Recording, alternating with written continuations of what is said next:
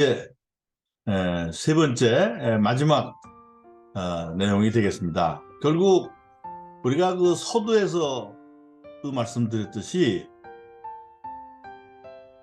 그 컴퓨터의 창시자, 애플의 창업자 스티브 잡스가 우리 과학기술사에 참 놀라운 그런 신제품들을 많이 발명해낼 때 그는 그 인문학적 영감을 얻어서 가능했다라고는 기자회견을 했습니다.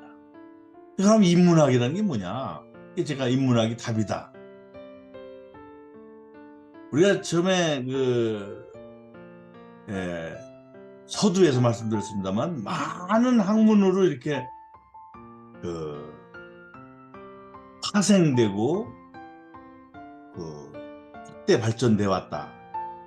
그러다 보니까 이것이 이제 부분만을 보고 전체를 잘못 판단하는 그런 우를 범할 수가 있지 않겠습니까? 결국은 인간이 아주 세분된 한 또하게 공부만 하다 보면은 편견을 갖게 된단 말이죠. 그래서 전체를 볼 수 있는 그런 안목, 영감을 얻기 위해서 인문학을 우리가 권하고 있는 겁니다. 인문학은 인간과 인간의 근원 문제, 인간의 문화에 관심을 갖거나 인간의 가치와 인간만이 지닌 자기 표현 능력을 바르게 이해하기 위한 과학적인 연구 방법에 관심을 갖는 학문 분야다. 그래서 인간의 사상과 문화에 관해 탐구하는 학문이다. 이렇게 한마디로 정의할 수 있겠습니다. 자연과학과 사회과학이 경험적인 접근을 주로 사용하는 것과 달리 분석적이고 비판적이며 사변적인 그런 방법을 폭넓게 사용합니다. 인문학은 흔히 문학과 역사와 철학을 기본으로 합니다. 저 자신도 대학 학부 과정에서는 공학을 공부했고 대학원 이후에서는 경영학이라고 하는 사회과학을 공부했으며 이제 은퇴한 후에는 인문학, 문학과 역사와 철학, 요즘 최근에는 종교를 관심이 있어서 종교학을 공부하고 있어요. 특히 기독교라든지 중국의 도교와 이제 비교 연구하는 이런 관심을 갖고 있는데 이런 어떤 종합적인 폭넓은 안목이 우리가 과학기술이라든지 역사의 발전에 꼭 필요할 것이다. 이런 생각에서 인문학이 답이다 하는 화두를 꺼냈습니다.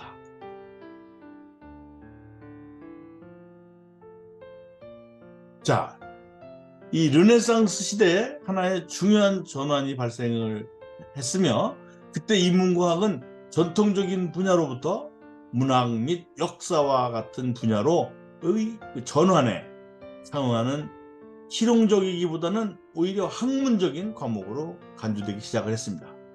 20세기에는 민주사회에서 평등 원칙에 더 적합한 용어로서 인문과학을 재정의하려는 그런 포스트 모더니즘 운동에 의해서 재차 논의가 됐습니다. 그럼 첫째, 그럼 문학이란 또 뭐냐? 자, 문학은 언어를 예술적 표현의 제재로 삼아 새로운 의미를 창출하여 인간과 사회를 진실되게 묘사하는 예술의 하위 분야다. 간단히 말하면 언어를 통해서 인간의 삶을 미적으로 형상화하는 것이다. 이렇게 볼 수 있겠습니다. 그래서 일반적으로 문학의 정의는 텍스트들의 집합입니다. 각각의 국가들은 고유한 문학을 가질 수 있으며 이는 기업이나 철학, 조류, 어떤 특정한 역사적 시대에도 마찬가지입니다. 흔히 한 국가의 문학을 묶어서 분류를 하는데 예를 들어 고대 그리스어, 성서의 바오르, 성서, 그 다음에 베올프, 일리아드 그리고 미국 헌법 등이 그러한 분류의 범주에 들어갑니다. 좀 더 일반적으로 문학은 특정한 주제를 가진 이야기, 시 혹은 희곡의 모음이라고 할 수가 있는데, 이 경우 이야기, 시 그리고 희곡은 민족주의적인 색채를 띨 수도 혹은 아닐 수도 있습니다. 역사라는 건 뭐냐? 자기 역사란 무엇인가라고 하는 유명한 저서도 있습니다만, 이 역사는 인류 사회의 변천과 흥망의 과정, 지난 시대에 남긴 기록물, 그리고 이를 연구하는 학문 분야를 가리킵니다. 또 인간이 거쳐온 모습이나 인간의 행위로 일어난 사실을 말하는 단어로도 쓰인다. 또한 역사는 시간의 흐름으로써 어떤 사람이 겪은 일에서 중요한 일들 중 후대에게 쉽게 잊히지 않는 과거의 사실을 의미하며, 명예와는 미래에서 잊히지 않고 이어 전해진다는 차이가 존재합니다.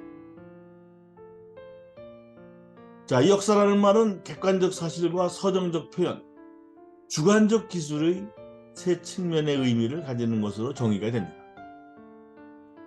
레오폴트 폰 랑케는 있었던 그대로의 과거를 밝혀내는 것이 바로 역사가의 사명이다, 이렇게 말했고, 그래서 그 객관적 사실을 강조했습니다. 이에 비해서 에드워드 햄릿 칸은 과거의 사실을 보는 역사가의 관점과 사회 변화에 따라 역사가 달라질 수 있다, 이렇게 말했습니다. 역사 연구란 이야기를 통해서 연속된 사건들을 검증하고 분석하며 종종 인과관계를 객관적으로 규정하기도 합니다. 역사학은 이제 고고학, 사회학 등의 주변 학문과 밀접한 연관을 가지게 됩니다.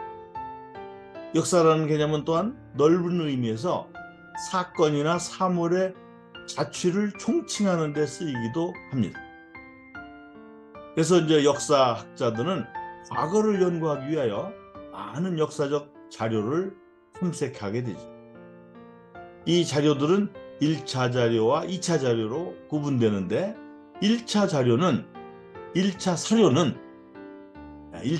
2차 사료로 구분이 되는데, 1차 사료는 어떤 사건에 직접 참여한 사람들이 남긴 문서, 기록 등을 말합니다. 자, 이제 우리 역사상 아주 유명한 그런 역사서를 소개하면, 그 서양의 투키디데스의 펠로폰네소스 전쟁사, 오늘날도 읽히고 있는 그런 유명한 전쟁사입니다.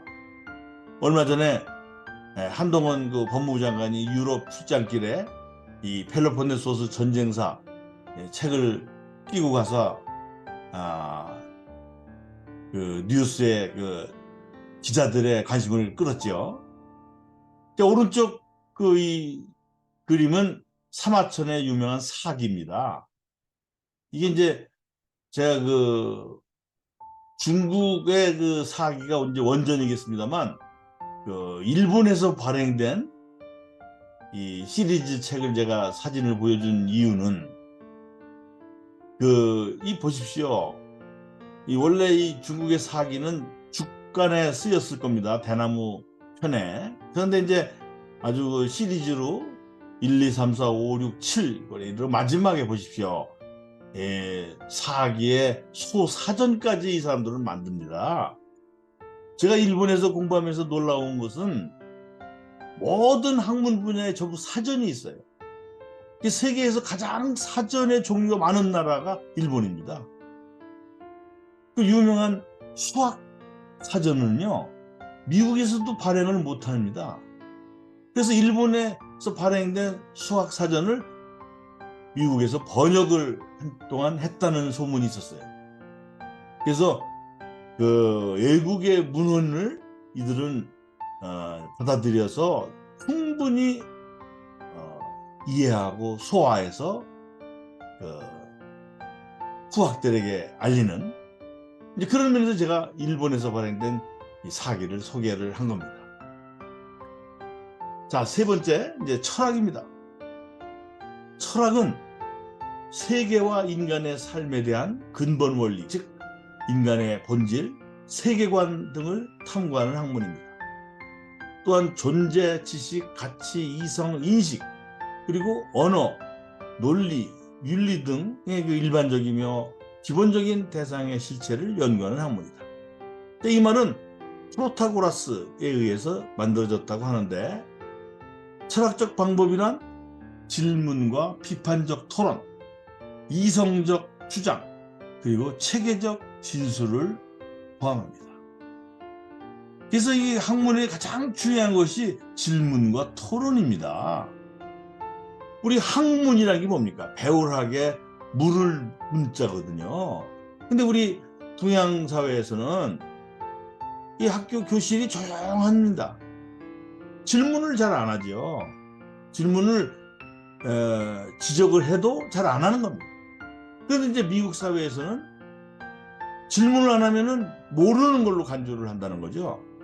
그래서 이제 미국 대학에서 동양 학생들이 유학을 가면은 잘 아는데도 불구하고 모르는 걸로 오인을 받을 수 있다는 겁니다. 질문을 안 하는 거예요. 아주 비판적인 토론. 특히 이제 유대인들의 그 교육 방식이 하브루타, 아주 그 뭐 토론의 연정이죠. 토론의 연장.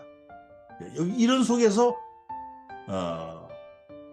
학문이 그 발전해 가는 것인데, 이런 것들이 좀 다소 우리 동양 사회가 결여되어 있다는 생각입니다. 철학이라는 용어는 고대 그리스어의 그 필로소피, 지혜에 대한 사랑이란 뜻이죠. 여기에서 유래했는데, 여기서 지혜는 일상생활에서 실용하는 지식이 아닌 인간 자신과 그것을 둘러싼 세계를 관조하는 지식을 말합니다. 이를테면 세계관, 인생관, 가치관, 이런 것들이 포함된 그런 것을 말합니다. 이런 일반적인 의미로서의 철학은 어느 문화권에나 오래전부터 존재해왔다. 고대 그리스에서는 사실 학문 그 자체를 논하는 단어였고, 전통상으로는 세계와 인간과 사물과 현상의 가치와 궁극적인 뜻을 향한 본질적이고 통체적인 선착을 뜻했습니다.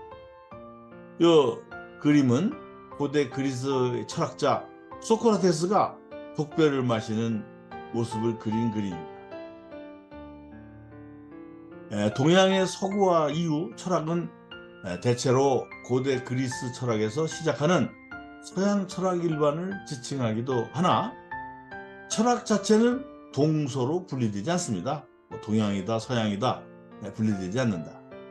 이에 더하여 현대 철학은 철학에 기초한 사고인 전제나 문제의 명확화, 개념 엄밀화, 명제 간 관계의 명료화를 이용해 주제를 논하는 언어 철학이나 논리학 등에 상당한 비중을 두고 있다.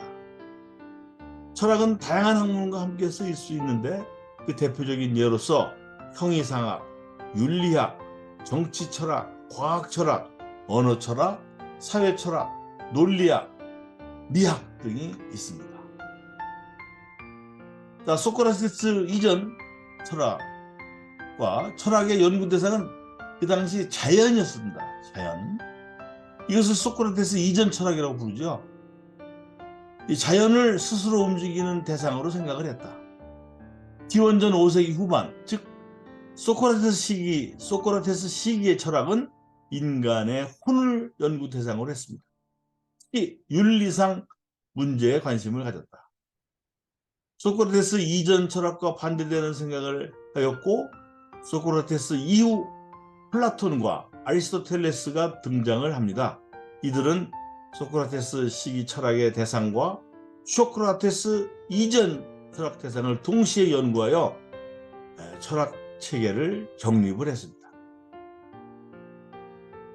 자, 이제 유명한 이야기입니다. 많은 사람 회자되는데, 이 서양 철학은 플라톤의 각주에 불과하다. 이게 유명한 화이트헤드의 말입니다. 화이트헤드. 그런 그 과정과 실제라는 아주 명절을 남겼는데, 다시 말씀드리면 오늘날의 그 철학이, 서양 철학이 소크라테스에 대한 해석, 주석이었다. 참, 소크라테스 들으면은 참 기분 좋은 얘기입니다만.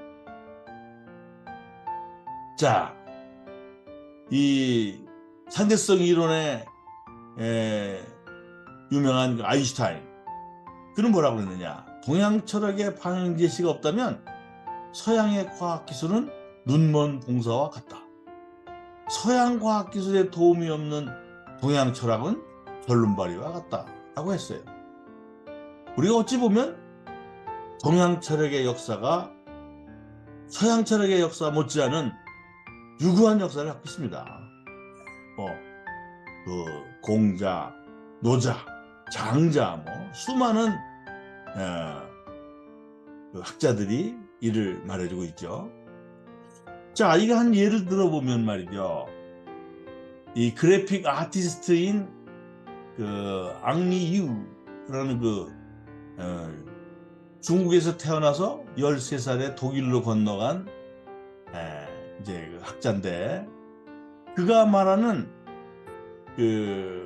동양과 서양의 차이를 한번 비교해 보겠습니다.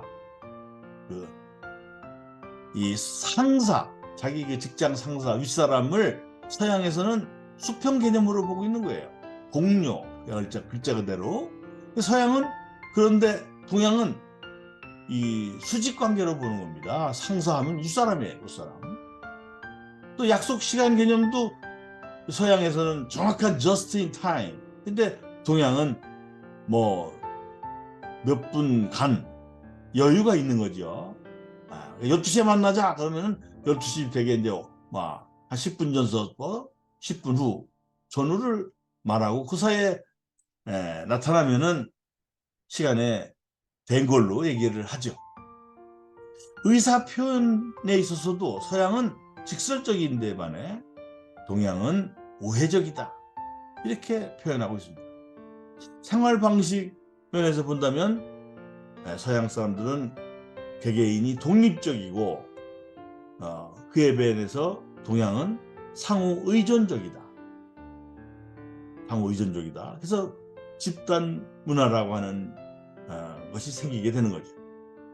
예를 들면 또 파티에서 서양 사람들은 3, 3, 5 뿔뿔이 이렇게 이제 흩어져서 그 파티 석상에 있는 많은 사람들을 이렇게 다니면서 인사하고 대화를 하고 하는데, 이 동양 사람들 보면은요, 이렇게 이제 모두 함께 이렇게 하나의 그 집단을 형성하게 되죠. 뿔뿔이가 아니라. 이게 동서양의 어떤 그 문화를 비교 설명하는 하는 이해가 되겠습니다. 자, 이 사회학, 경영학의 유명한 매슬로의 욕구 단계설입니다.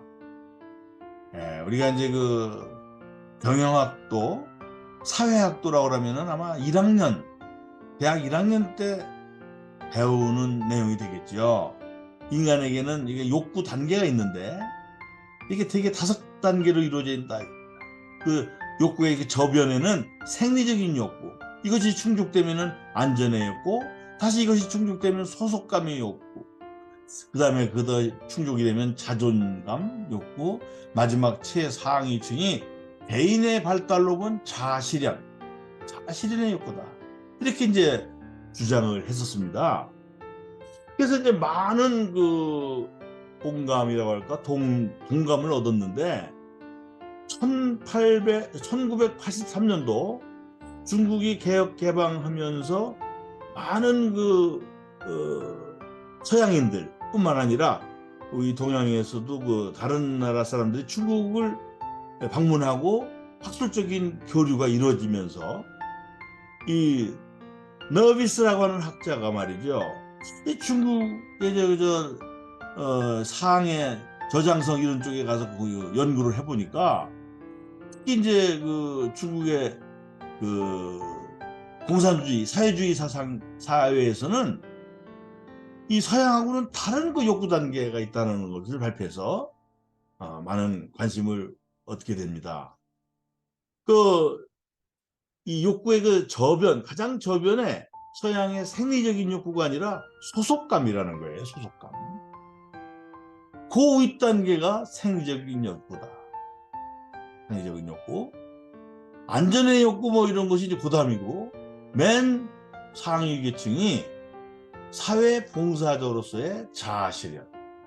그러니까 이제 서양의 매슬로우의 그 욕구 단계설에서 이 자존, 그다음에 네 번째 해당되는 요것이 여기에는 결여되어 있는 것을 볼 수가 있습니다. 물론 이것이 뭐 공인된 그런 학설이라고는 볼 수 없습니다만, 서양 사람들의 어떤 그 기준에서 보는 욕구 단계와 이러한 차이점이 있지 않겠는가 하는 면에서 일리가 있다라고 저는 봅니다. 이게 중국의 욕구 체계라고 해서 이 네비스의 관점이죠. 자, 이런 면에서 이제 우리가 근대 학문, 특히 경영학이나 뭐 이런 학문들이 미국에서 발생을 해서 그 영향을 지금까지도 많이 받고 있습니다만, 모든 이론이 범주 세계적으로 통용된 것만이라고는 볼 수가 없다는 얘기죠. 우리 동양사회, 특히 자국의 어떤 사회 문화 그런 풍토에는 오히려 적합하지 않은 이론이 맞지 않는 경우도 충분히 있을 수 있다. 그래서 참고적으로 제가 이런 중국의 욕구 체계다라고 하는 관점을 여러분들에게 소개하고자 하는 것입니다. 자, 그러면 인문학적 소양이라는 게 무엇인가? 과연 인문학적 상상력과 과학기술의 창의력을 바탕으로 새로운 가치를 창출할 수 있는 창의 융합형 인재 양성이 필요하죠. 그래서 인문학적 소양은 바로 세상을 보는 안목과 인간을 이해하는 능력으로 정의할 수 있겠습니다.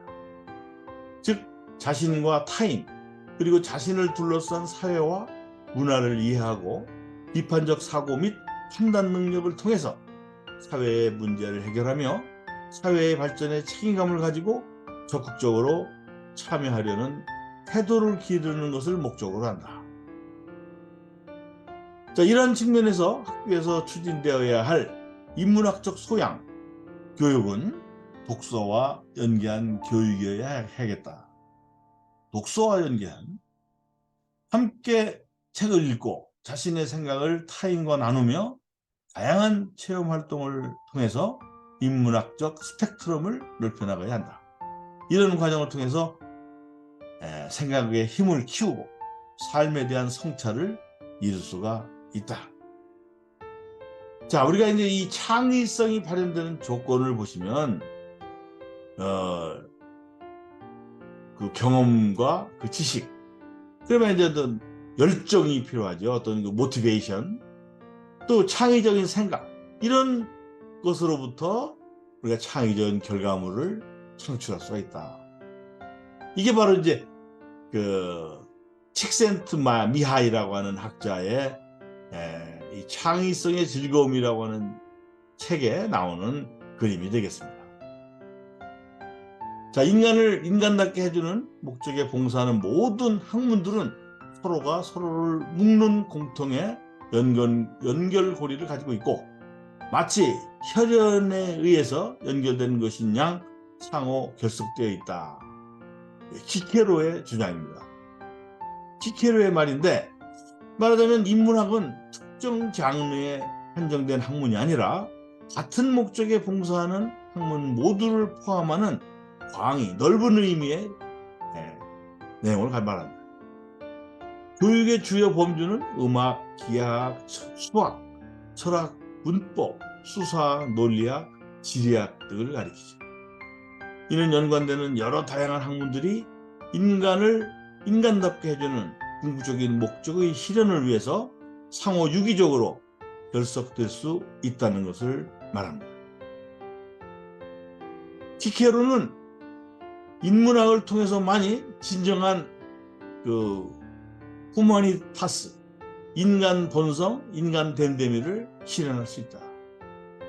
후마니타스의 관심은 학문들이 가지는 지식의 도구적 성격보다는 인간 이해에 있다.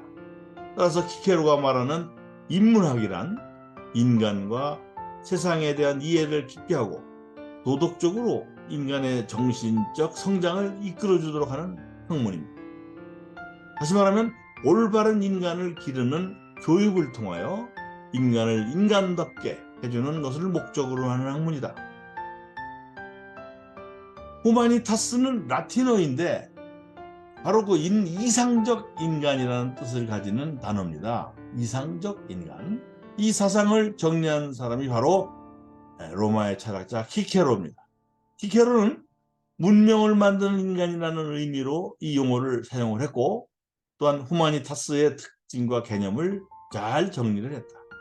그 특징 몇 가지를 나열하면 타인을 이해하고 배려하는 정신, 세련된 삶을 누릴 줄 아는 정신, 더불어 사는 삶을 위한 공동체 의식 등 이제 인간다운 삶을 위한 교양과 문화 등입니다.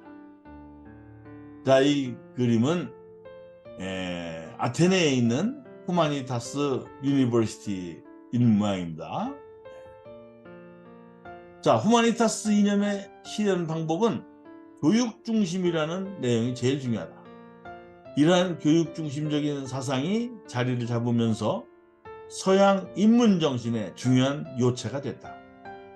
이상적인 인간이란 참으로 어려운 일인데 서로 배려하며 더불어 사는 의식과 인간다움이 공존하는 그런 모습을 가리킵니다. 결국 키케로에 있어 이상적인 인간이란 인문 교양을 두루 갖춘 사람을 의미하는 것으로서 올바른 인간적인 덕성과 그에 어울리는 교양을 몸에 지닌 인간이라고 할 수 있겠습니다.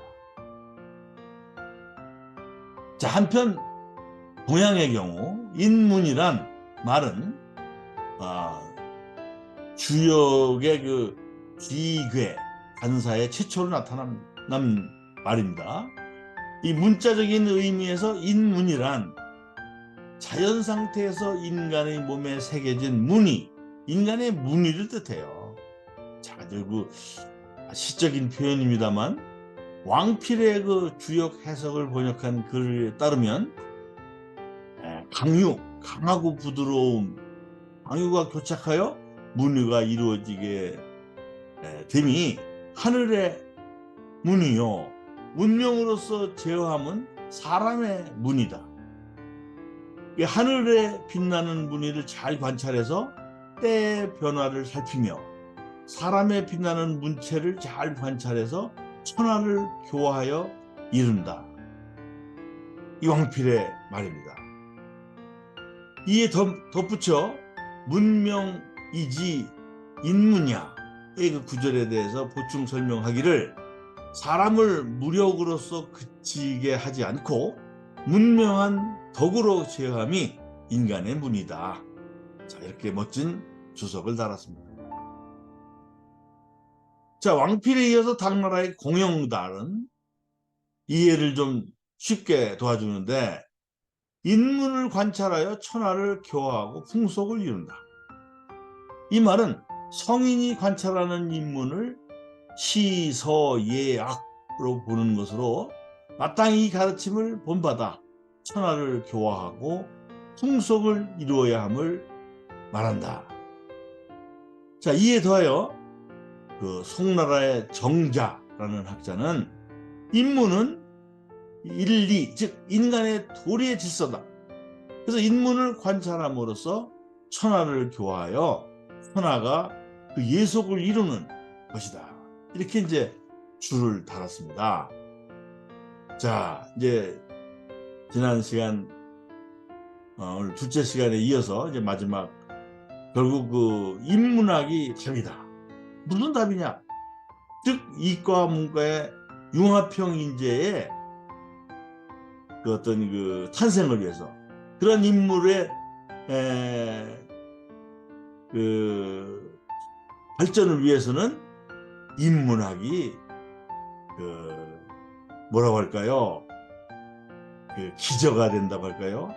그러니까 그 과학기술의 발전도 인문학적 영감이 필요하며 문과적인 지식 물론 인문학적 소양이 필요하다는 것이죠. 그래서 모름지기 우리 대학에 교양과정이라는 게 있습니다. 교양과정. 요즘도 그렇게 뭐 교양과정을 두어서 문과든 이과든 거의 모든 학생들이 그 교양과정을 통해서 문학과 역사와 철학을 공부하는지 모르겠습니다만, 이 모름지기 대학이라 그러면 인문학이 그 바탕, 기저가 되는 것이 마땅하지 않느냐 하는 차원에서 오늘 그 말씀을 드렸습니다. 이것으로 마치도록 하겠습니다. 감사합니다.